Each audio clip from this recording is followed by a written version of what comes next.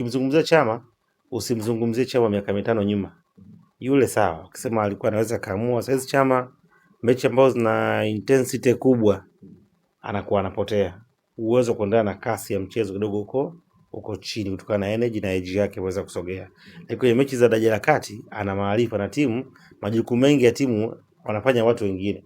Yaani kwa mechi dhidi ya Mafunzo mnaweza mkaamua au mechi zile Mlandege kwamba wewe kuwa tu free player. Kwa swala zima la kukaba atakukabia.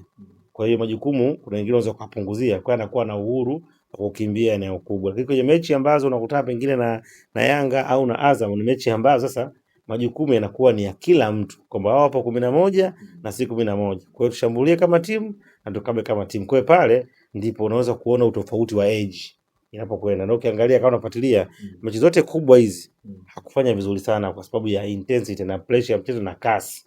Mipira mingi anakuwa anapoteza, anafanya fouls kwa sababu watu washafika.